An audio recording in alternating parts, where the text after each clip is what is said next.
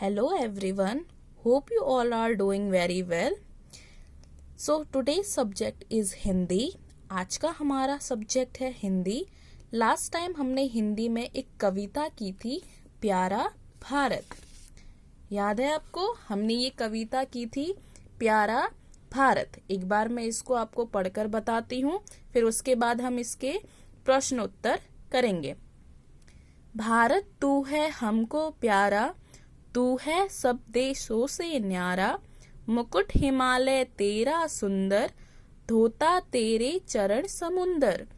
गंगा यमुना की है धारा, जिनसे है पवित्र जग सारा. अन्न फूल फल जल है प्यारे, तुझ में रत्न जवाहर न्यारे. राम कृष्ण से अंतर्यामी, तेरे सभी पुत्र है नामी. हम सदैव तेरा गुण गाएं, सब विधि तेरा सुयश बनाए. ये हमारी कविता है. अब इसी से हम क्या करेंगे, इनके प्रश्नों के जो भी इसके प्रश्न उत्तर है उनको पूरा करेंगे. ये हमारी एक वर्कशीट है हिंदी की, जिसमें हमारे प्रश्न उत्तर हैं. पहला है हमारा मौखिक उत्तर दीजिए, यानी कि हमारा पहला मौखिक प्रश्न उत्तर है, जिसका पहला प्रश्न है, भारत के चरण कौन धोता है. क्या है हमारा पहला प्रश्न? भारत के चरण कौन धोता है. तो हमारा उत्तर है, भारत के चरण समुद्र धोता है. कौन धोता है भारत के चरण? समुद्र. दूसरा प्रश्न है, अनोखे रत्न कहाँ हैं. अनोखे रत्न कहाँ हैं. कहाँ है अनोखे रत्न? अनोखे रत्न भारत में है. तो इसका उत्तर क्या है? अनोखे रत्न भारत में हैं.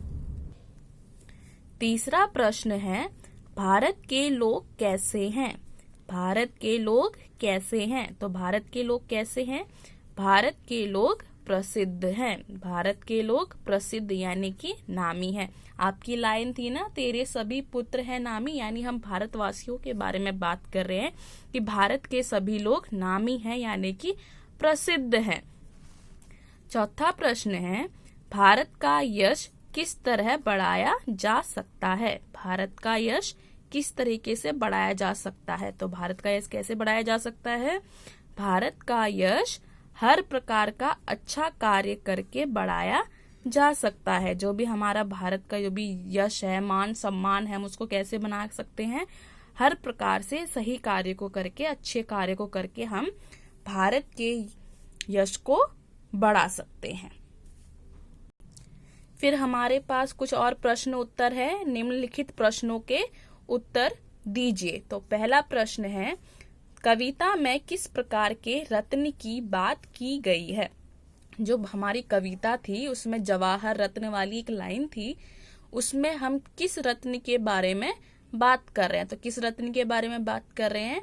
कविता में प्रकृति से संबंधित रत्नों की बात की गई है. जो भी हमारी प्रकृति में जितनी भी पेड़ पौधे हैं, जितने भी फल फूल हैं, जितने भी जल हैं, पानी है, नदियां हैं, जितने भी हमारी प्राकृतिक चीजें हैं, उन सबको रत्नों की भांति बताया गया है. तो प्रकृति से संबंधित रत्नों की बात की गई है कविता में. दूसरा प्रश्न है, बच्चे किसका गुणगान करने की बात कर रहे हैं. बच्चे किसका गुणगान करने की बात कर रहे हैं. किसकी बात कर रहे हैं? बच्चे भारत का गुणगान करने की बात कर रहे हैं. ये पूरी कविता हमारा प्यारा भारत, भारत के ऊपर है. तो बच्चे किसका गुणगान करने की बात कर रहे हैं? भारत की. इसका तीसरा प्रश्न है, भारत सभी देशों से किस प्रकार न्यारा है. किस प्रकार न्यारा है, किस प्रकार अलग है. तो भारत सभी देशों से इस प्रकार न्यारा है. यहाँ पर क्या क्या है? यहाँ विभिन्न पवित्र नदियों की धारा बहती है तथा विभिन्न प्रकार के फल फूल एवं अन्न पाए जाते हैं. क्या है? भारत सभी देशों से इस प्रकार न्यारा है. यहाँ विभिन्न पवित्र नदियों की धारा बहती है तथा विभिन्न प्रकार के फल फूल एवं अन्न पाए जाते हैं. सो एवरीवन, इतने ही हमारे प्रश्न उत्तर थे. इन सभी को आपको लर्न करना है और इनकी प्रैक्टिस करनी है. मैं इसकी वर्कशीट आपको सेंड करूंगी। आपको पहले बात तो इस पोयम को लर्न करना है, इस कविता को लर्न करना है, और उसके बाद पहले तो खुद से कोशिश करिए कि आप इनके प्रश्नों के उत्तर खुद ढूंढ पाए, और उसके बाद इनको लर्न करने की कोशिश करें। ठीक है, चलिए आज के लिए हम इतना ही करते हैं। नेक्स्ट वीडियो में हम नेक्स्ट चैप्टर के साथ मिलेंगे। Okay, bye bye.